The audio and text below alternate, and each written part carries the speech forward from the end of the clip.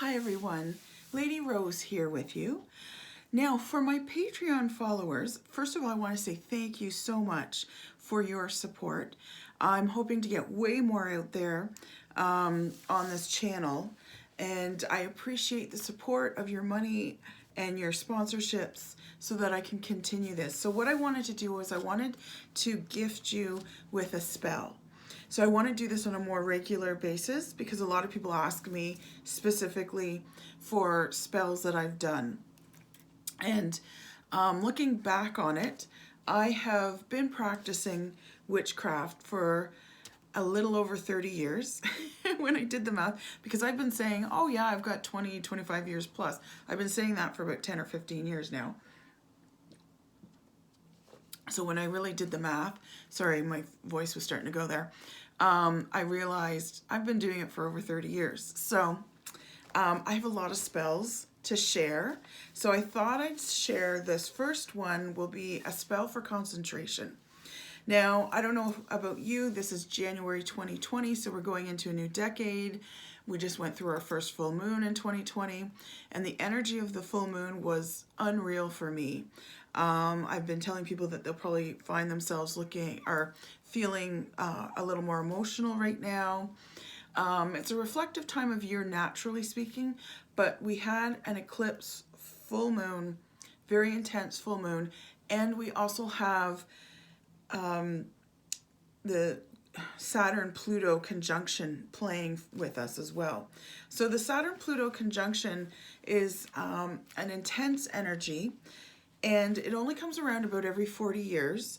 And Saturn and Pluto both are what I call big boys on the block. They have big influence, and I'm going to talk a little bit about them because they're actually part of this spell as well. So when I was going through my spells and I just randomly pulled this one, and I saw that Saturn and Pluto are involved, I'm like, wow, that's very fitting.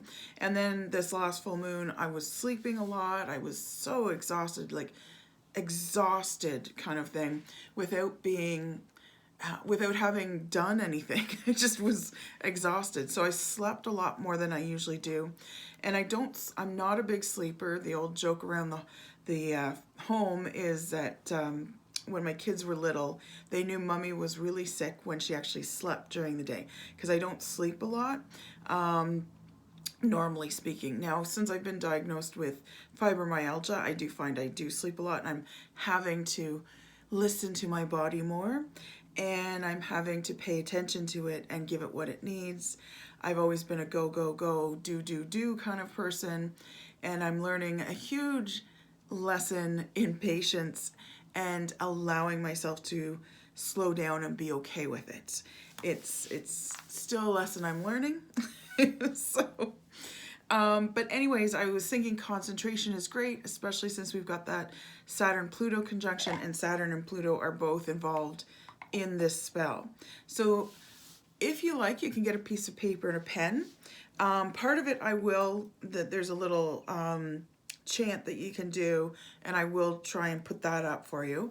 But otherwise, this is an oral thing, so you're going to have to write down these notes, watch the video as much as you want to get all the notes if you like. Either get a pen and paper or get your BOS, your Book of Shadows out, and write it in there. I would suggest writing it on a scrap piece of paper and then transcribing it into your Book of Shadows so it's nice and neat and all that kind of stuff. That's usually what I do. So you're not like hen scratching into your Book of Shadows and going, oh shoot, I don't want to write that, or whatever mistakes, we sometimes make. Now all the spells that I'm going to be doing, so I'm going to be putting more up as well, and a lot more witchy kind of lessons and ways of doing magic, that sort of thing. So I'll be doing a lot of those, but any spell that I put up, I have personally used over the years. So this spell for concentration I've used. Now I'm going to give you the ingredients for it. It's a food, sort of a kitchen witch kind of spell. So it's one that you're actually going to eat. And I have used it, and there are substitutes as well. So I'll be giving out substitutes too. So what you're going to need, the ingredients you want, are pumpernickel or black bread. Not whole wheat bread, any dark bread. That's dark brown or black, kind of color range. You want to go to the very dark end. You'll also need cinnamon powder. And it says in the original spell that I had cream cheese. There are substitutes that I have used, and I'll tell you more about that. And raisins. Now, some of you might be cringing because maybe you don't like raisins. I myself love raisins, but there are substitutes for that, and I have used the substitutes, and the spells work perfectly well. And I give you the meaning behind each of these ingredients, because no ingredient is there kind of by accident. So the black bread, the reason you want black or dark bread is because bread, first of all, is the sign of the goddess. It's also a sign of abundance and harvest. Bread was a turning point in man's history because it was one of our first products we produced outside of, hunting and gathering. Because when we controlled the seed, when we learned how to plant on purpose and grow the plant on purpose and harvest the plant on purpose, and then we made the product from the plant, or we were able to eat the plant, whatever it might be, the first seeds we were able to gain control of and do it on purpose rather than just, oh, I found a berry bush and I'm going to pick a bunch of berries, were the grain plants, the grain crops. And when we learned how to control that seed, the grains, we were able to make bread. We didn't really have bread up until then. So bread is a big, huge turning point for mankind as far as when you look at a culture, where are they, as far as development goes, bread is a big one that you measure kind of thing. Because when you can grow grain crops and have bread, you can also domesticate animals now and feed your animals as well. And when bread and domesticated animals come into play, then communities are created and villages are created, and more structured kind of buildings and living quarters were not nomadic anymore. It's not that we didn't have villages, but they were more nomadic kind of thing before then.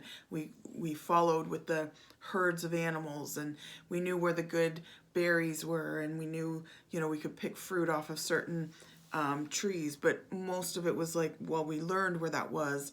We didn't control it. It's not like we were planting apple trees and things like that. So grains were actually the first seed we were able to understand, to plant it, grow it, and harvest it. So that's why bread is such a prevalent thing, even in our conscious, like collective conscious mind. Bread is used, to describe important things like, bread, dough, money, all the same thing, right? In our sort of slang talk. So black, the reason you want black or dark bread is because black, among other things, is the color of deep thoughts and concentration. And this is a spell for concentration. So when you're doing it, I always suggest doing it in your kitchen because you're using food. So like I said, this is sort of a kitchen witch spell. And you want to light, if you can, a black candle. And it just helps to add to the spell, but also you can use the candle for concentration. The black candle, first of all, gets rid of any negativity. Cast your circle in your kitchen area kind of thing, and then light your black candle. And I always recommend sort of meditating or concentrating on the flame before you do the spell, and then after you eat your spell that you're going to make here.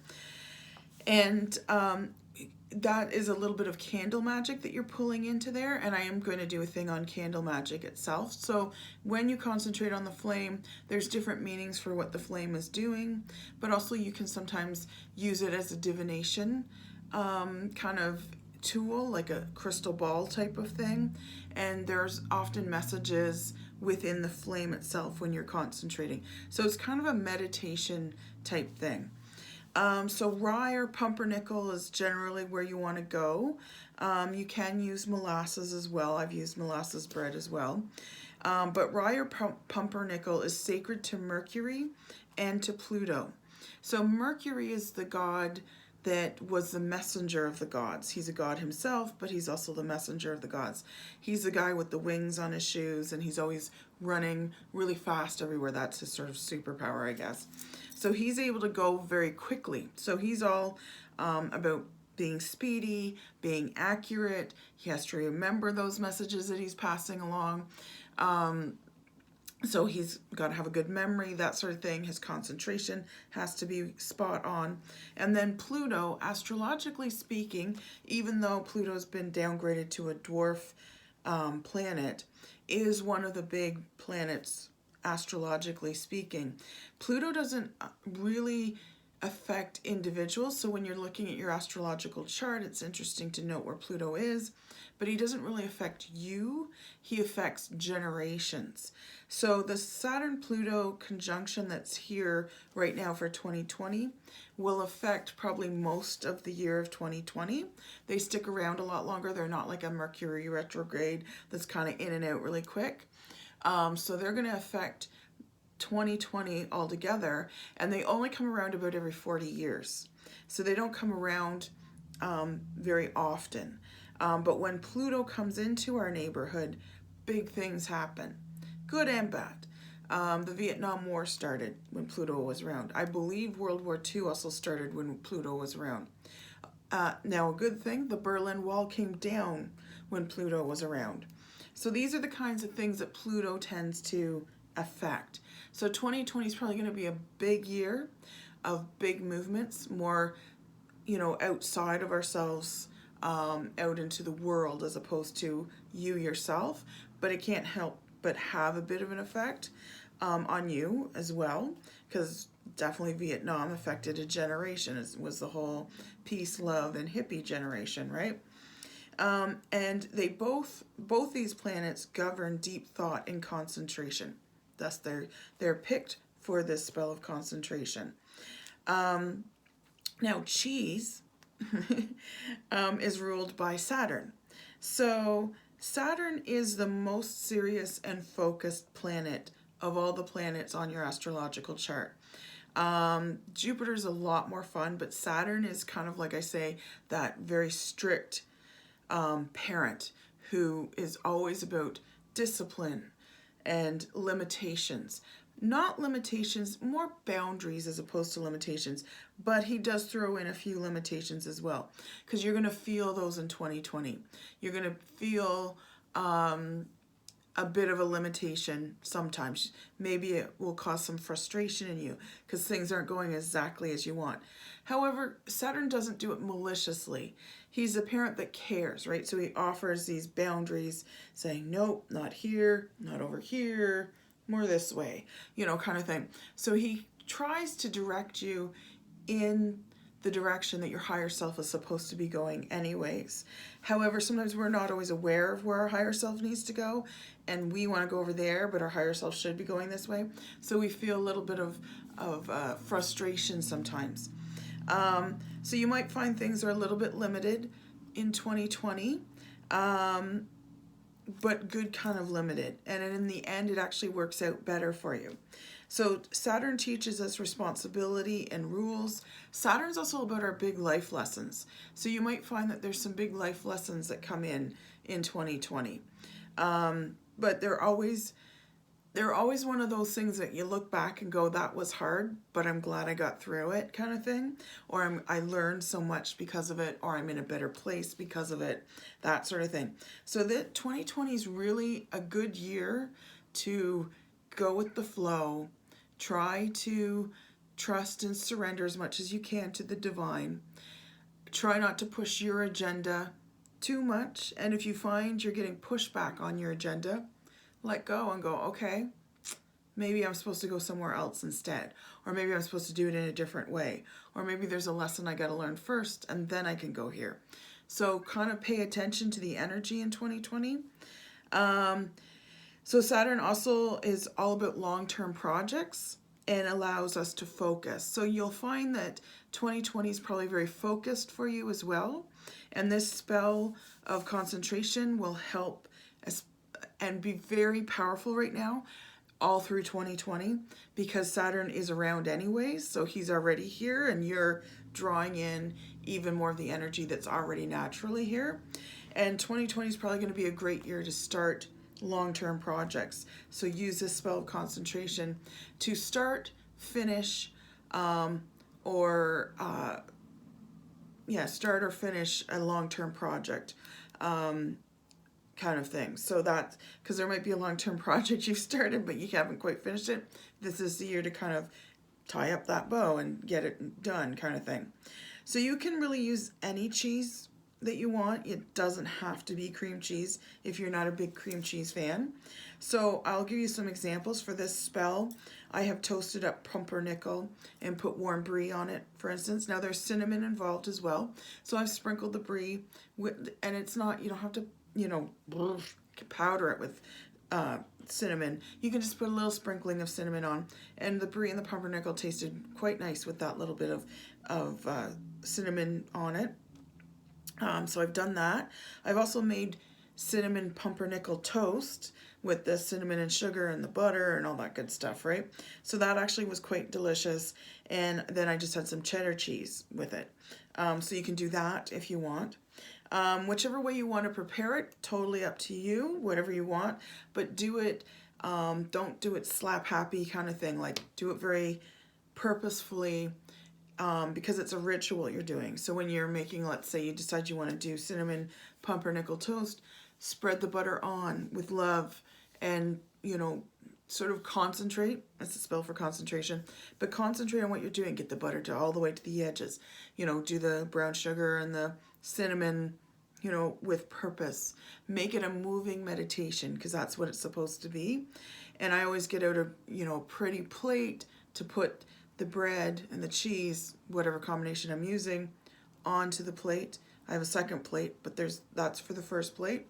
And what you're doing is you're presenting it to yourself, to your higher self, and you're going to eat this. So I suggest also too putting it, like I said, on a plate, because it acts as a little bit of your altar, and presenting it to yourself at the table, whatever table you're going to be sitting at to eat. Don't eat it over the kitchen sink. That's not very sacred. So sit down to eat this, because this is part of the spell, right? Now, before you sit down to eat this, there's the raisins also. So let's start with the replacements of raisins, because I know not everyone's a big fan of raisins. So I've used these replacements. I've also used combinations of these replacements. So you can use, instead of raisins, you can use actual grapes, because that's what raisins are. They're just dried grapes. So you can use grapes, or you can also use walnuts. I've done raisin walnut combinations. I've done grape walnut. I've done just grapes, just raisins, just walnuts, whatever way you want to do it. You can use any or all of those products.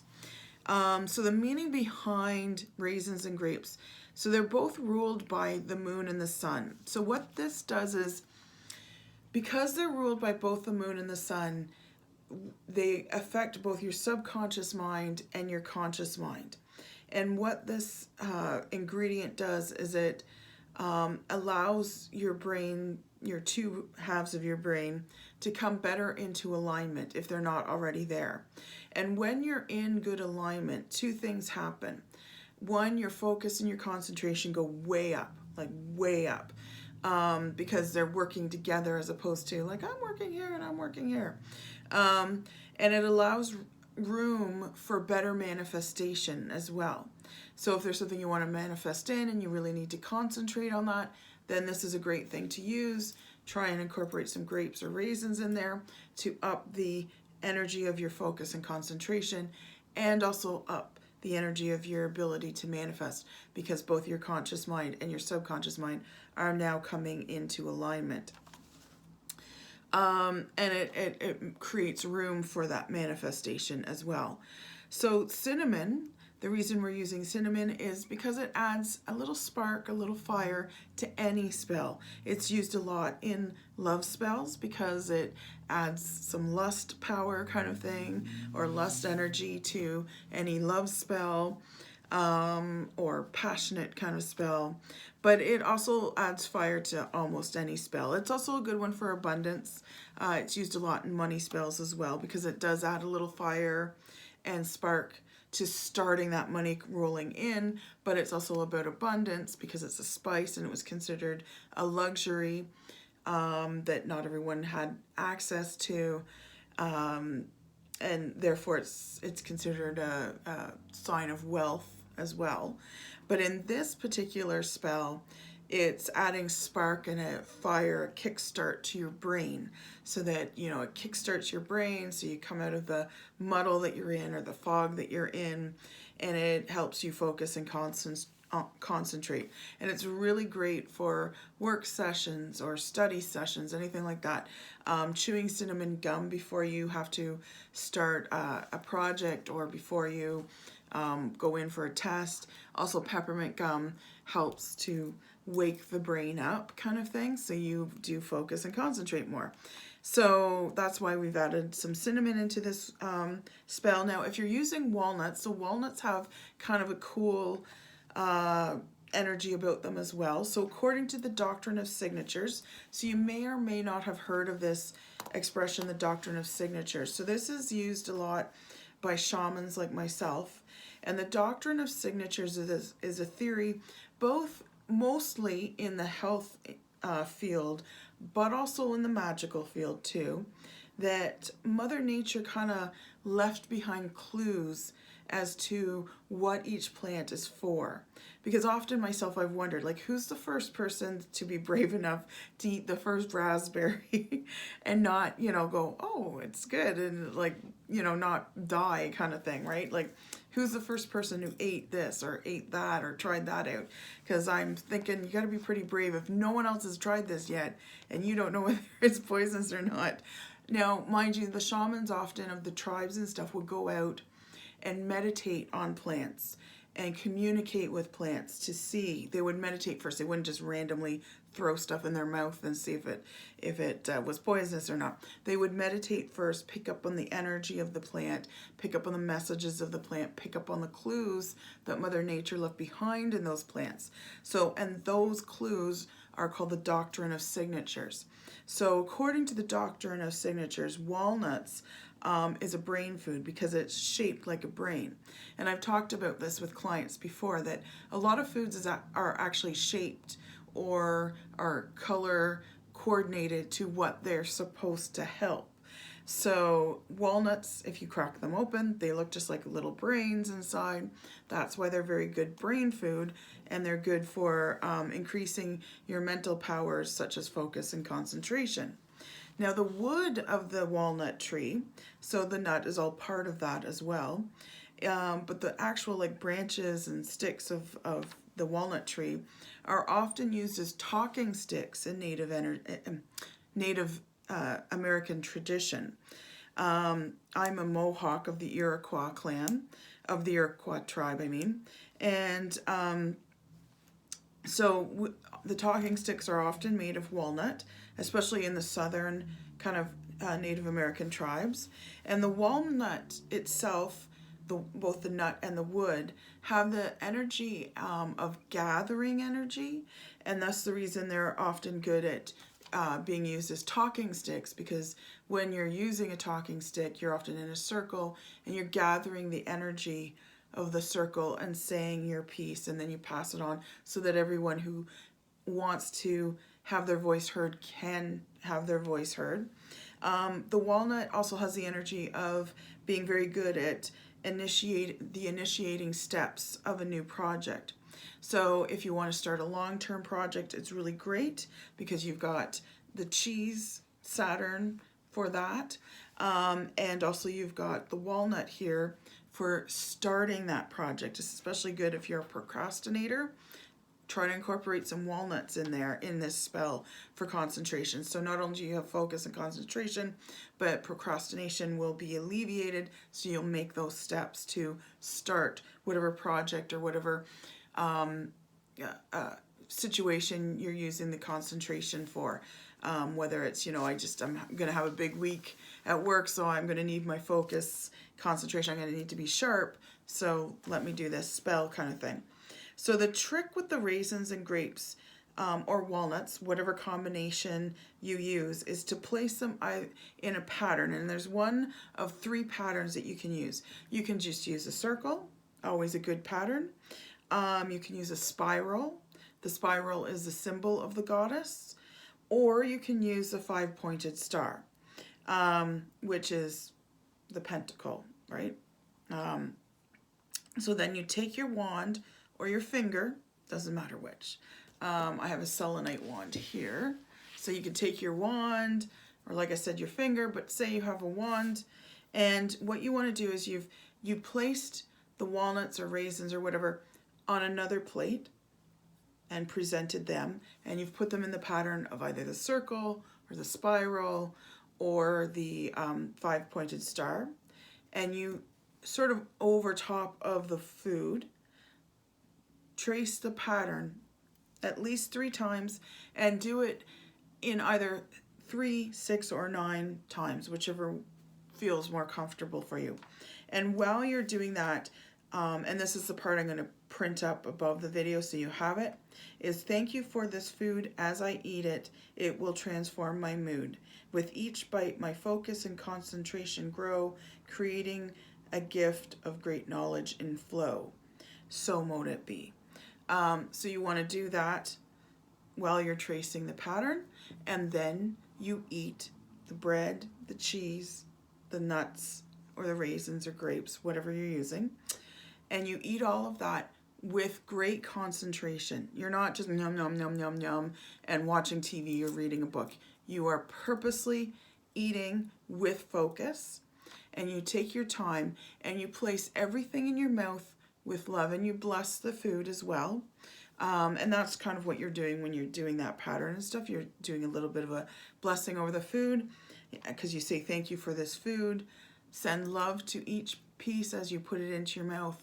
Chew it, really feel the texture, chew it many, many times, and concentrate while you're chewing, and know that with every morsel that goes down, your concentration and your focus will grow. My concentration and my focus will grow with each bite. It says that right there. With each bite, my focus and concentration grow. And then knowledge comes in flow, right? So do that, and then open your circle, because you never close the circle. You open the circle after you're finished eating, and watch your concentration and focus grow. It'll be great. You'll find that you really are more focused and more have more concentration. So if you have any questions, feel free to get in touch with me, either here on Patreon. You can message me. You can find me on Facebook at Goddess Garage Tarot Parlor. You can also find me on Twitter at Goddess Garage. You can find me on Instagram. That one is a little bit different. It's Lady Rose Tarot. Or you can email me straight at heapofabundance@gmail.com. If you have any questions, I wish you much luck with this spell. I know it will work for you, and it'll be a great one to add to your arsenal of spells that you're building. Okay, thank you so much for being here. I'll talk to you again soon. Bye.